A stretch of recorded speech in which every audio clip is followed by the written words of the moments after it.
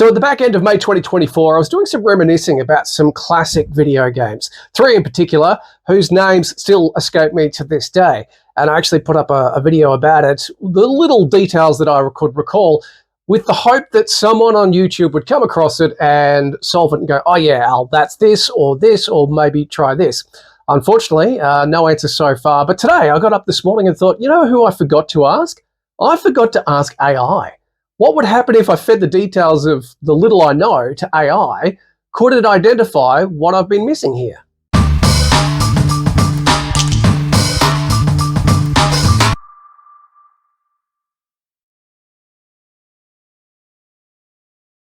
Morning YouTube, it's Al here from One Man Many Plans, and I'm hoping this video finds you well. Welcome to my latest adventure where, while waiting for even more 3D printing parts, which seems to be the flavour of 2026 so far, I randomly got up this morning and went, oh, you know what would be an idea? What if I took all of those video games that I was searching for a year and a bit ago, put all the vague details into AI and see if an AI can actually remember the games that I can't. And so that's what I'm doing this morning.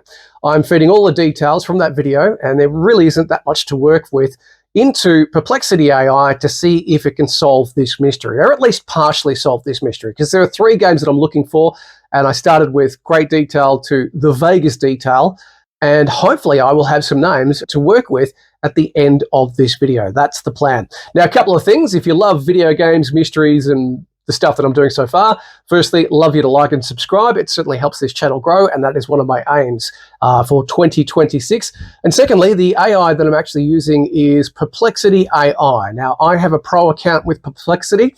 They are not sponsors of mine.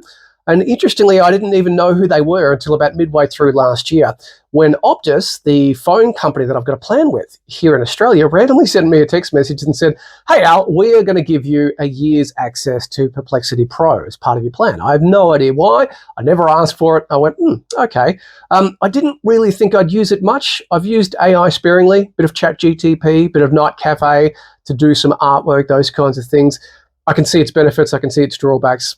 And I thought, well, I'm probably not going to use Perplexity much for anything. But I have found that it was incredibly useful when I was having problems with Marlin compiling some firmware for my 3D printer, because every time it coughed up an error, I would just copy and paste that error into Perplexity AI and say, what does this mean and how do I get rid of it? And it was really, really good in that regard. So I thought, why not? Let's go back to that video. Let's grab some vague details. There's not much to work with here. Let's plug them into Perplexity and see if Perplexity could pick up where I left off. And hopefully we can recollect about some video games today.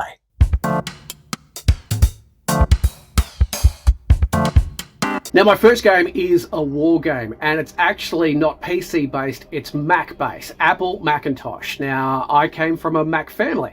I'm a PC guy now, but back in the day, Dad had one of the mid-80s, late 80s, monochrome little Macintoshes, Macintosh Class. I think it was a Mac Classic, that's what it was. And then later on, we had a color one, which was pretty special back in the day. But for this particular game, we're talking that black and white era. It wasn't a game that I owned either. I don't know if it was a friend's house or a cousin's place, but they also had a Macintosh Classic. And with this war game, one thing that I remember in particular above all else was the fact that you were an army up against another army, and your characters looked a little bit like this. Yes, fantastic artistic representation of my memory there, but that's what it was. You had a black stick figure and a white stick figure, and that was one army, and that was the other army.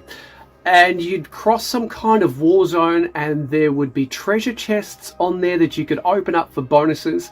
And when the characters met, they would actually start flashing. Like when they were fighting, they'd flash black and white, black and white, black and white, black and white. Does that help?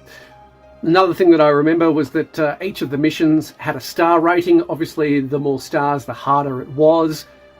The one or two times that I tried to play this, I picked somewhere in the middle and got my rear end handed to me, so I wasn't very good at this particular war game, but that's what I remember. So we're talking those Apple Mac days where the mouse had just one button, two colors, monochrome, stick figures battling it out on some kind of war zone front, treasure chests. This would have been late 80s, possibly verging into early 90s. No idea when the game was created, when it was put out there, but it was a Mac game. I remember that much. Okay, so I didn't actually give the video to Perplexity, just in case you're wondering. I did grab the details from the video, typed it up, and pasted it in. And then for this one, game one, I said, I'm looking for the name of an Apple Macintosh war game around the Macintosh Classic era.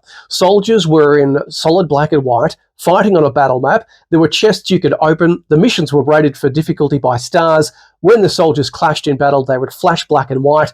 It came out in the late 80s or early 90s. And Perplexity said, the description most closely matches The Ancient Art of War, which is a Macintosh port, brought a bund mid-80s, which was available on black and white compact Macs in the late 80s or in the early 90s. And then it went on to say, while it fits, and gave me lots to work with, including the era and platform, the black and white units, the clashing, flashing in combat, all of those kinds of things.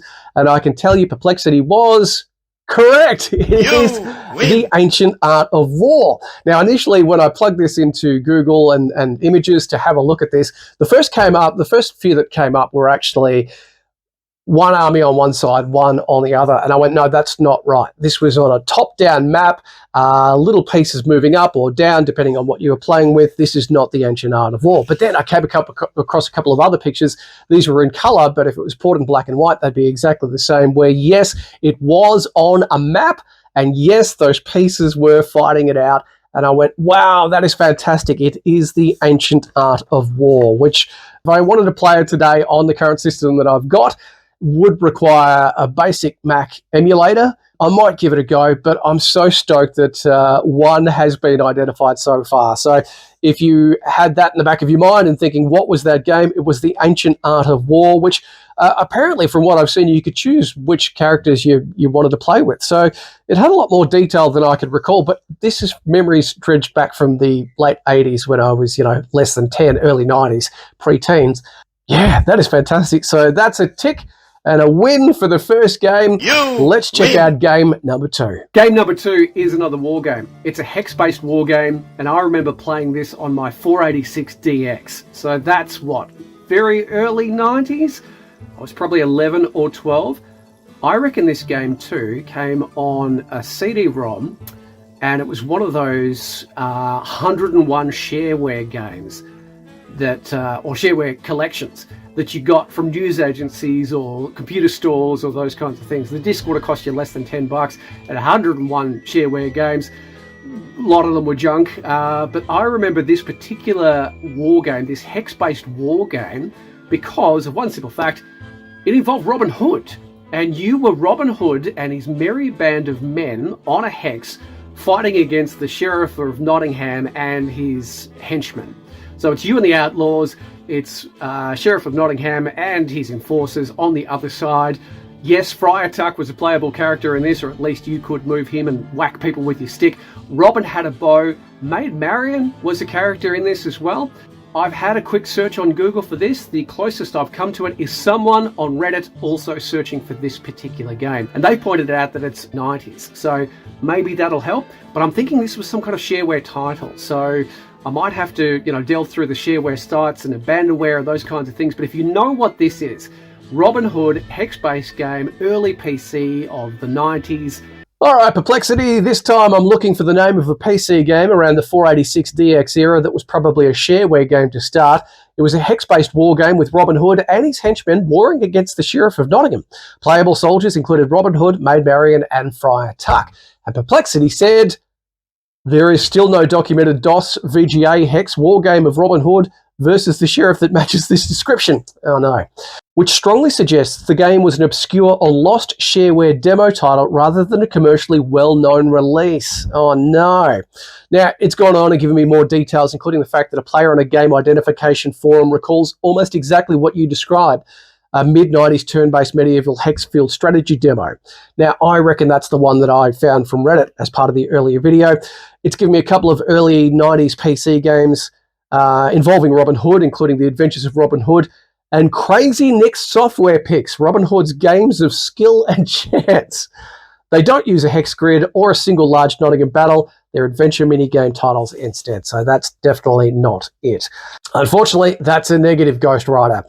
We couldn't identify that second game. But hopefully we can get 2 out of 3 with our third game. Al, what was it? Game number 3, and I'm apologising for this very, very well in advance because all I've written for this one is very vague role-playing game. Again, I reckon it came from one of those shareware discs. Because I played just about every RPG on those discs that I could download and install on my computer. I can't remember the characters, I can't remember the aim of the game, but the one thing that still stands to me, and this is an odd thing, which is why I still recall it after all of these years, because if we're talking early 90s, based on when we think the second game came out, then that's, you know, 30, close to 35 years ago. I still remember this one fact, that the game gave you multiple classes to level up into, but as a suggestion, you either started off as a nomad or a barbarian, and the game suggested you get to level 40 of that first before you tried to try any other class, like a rogue or a wizard or a samurai or a ninja. I think it had ninjas in it too. So you'd start off as a barbarian on level 1, but for whatever reason the game just went, you know what, you should work really, really hard at this, you should get to level 40, and once you do, you'll be wise enough to try a different character class. That's about all I can remember.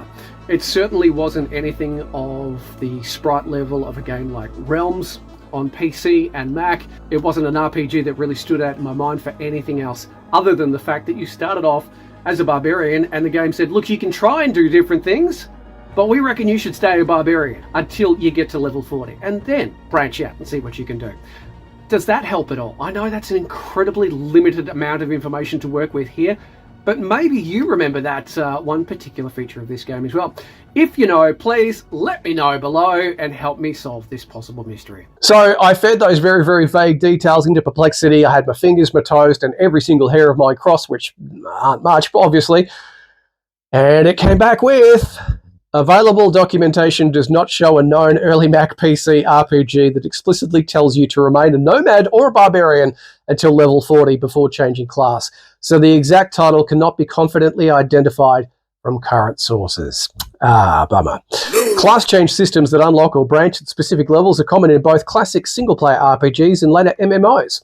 This was definitely not MMO time, but explicitly stay in this starter class until level 40 guidance is more typical of a player-written build guide than in-game instructions. This was definitely an instruction, or at least a recommendation when you were rolling your character and you know, leveling up. Do you want to change class? Wait till you're level 40, which I never did. Game databases and forums today skew towards better-known titles, obscure regional releases, or shareware RPGs with unusual class change advice often leave almost no searchable text trail. So, unfortunately, unless someone finds this game, this CD-ROM, or wherever I got it, in a bin somewhere and resurrects it and writes up a full blog that Perplexity can find and I can find later, unfortunately, we're at a loss on game number 3 too. But the good news is, it has solved 1/3 of this mystery. The first game was Sun Tzu's The Ancient Art of War, ported to the Macintosh, and I'm very happy that at least we got one done today. If you know the other 2, please leave a comment below. That would be absolutely sensational. Massive thank you to AI for helping me out at least 33% of the way, and I'll be back hopefully soon with some working 3D prints once Amazon delivers my latest goodie. But in the meantime, if you've enjoyed this video today and trying to solve this mystery year and a bit onwards, like I said at the start, love you to like and subscribe, and there'll be plenty more random mysteries and old school video games and 3D printing goodness coming your way very soon on this channel.